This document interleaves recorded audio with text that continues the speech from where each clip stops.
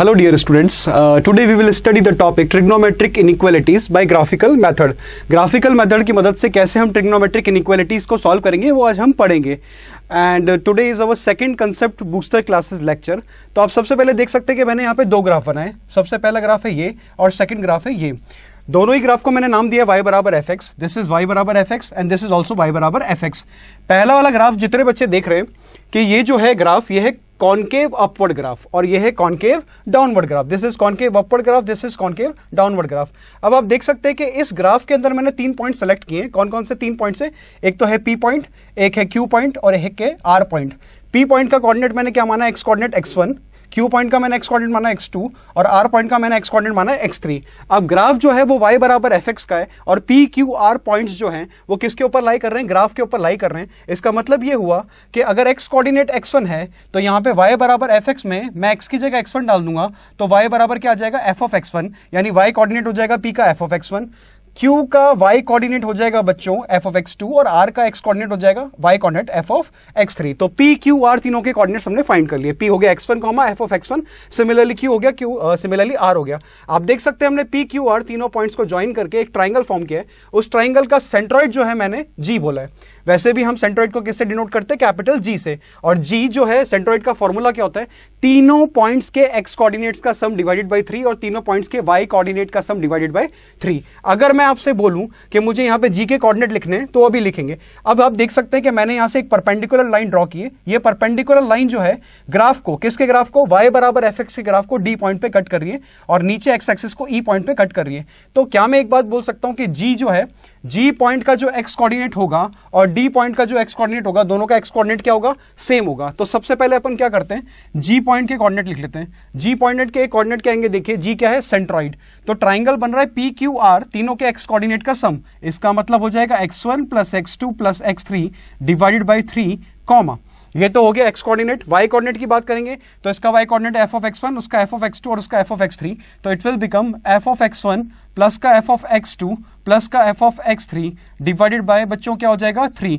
तो this is the coordinate of centroid. Centroid के coordinate पता लग गए. अब मैं आपसे बोल रहा हूं कि मुझे डी पॉइंट के कोऑर्डिनेट लिखने हैं.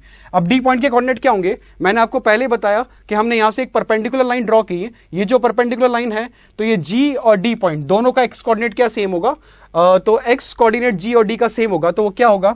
डी पॉइंट का भी एक्स कोऑर्डिनेट हो जाएगा x1 plus x2 plus x3 divided by 3 comma. अब हम बात करते हैं डी के वाई कोऑर्डिनेट की. डी का वाई कोऑर्डिनेट निकालना है तो डी जो है वो किस पे लाई कर रहा है? वाई बराबर एफ एक्स पे लाई कर रहा है. अगर वो वाई बराबर एफ एक्स पे लाई कर रहा है इसका मतलब ये है कि मैं वहां पे एक्स की जगह x1 plus x2 plus x3 put कर दूंगा डिवाइड बाई 3. तो वाई का वैल्यू आ जाएगा, वो आ जाएगा F of x1 plus x2 plus x3 divided by 3. कहां पे पुट कर दिया हमने बच्चों? वाई बराबर एफ एक्स में. एक्स की जगह पुट कर दिया x1 plus x2 plus x3 divide by 3. तो हमें मिल जाएगा F of x1 plus x2 plus x3 divide by 3. अब आप ध्यान से देखिए एक चीज कि अगर मैं g के y कोऑर्डिनेट की और d के y कोऑर्डिनेट की बात करूं, y coordinate of g as well as y coordinate of d, तो पहले ग्राफ से आप बता सकते हैं कि y कोऑर्डिनेट ऑफ g का जो y कोऑर्डिनेट है वो बड़ा या बराबर होगा y कोऑर्डिनेट ऑफ d के. g का y कोऑर्डिनेट जो है वो बड़ा या बराबर होगा y कोऑर्डिनेट ऑफ d के.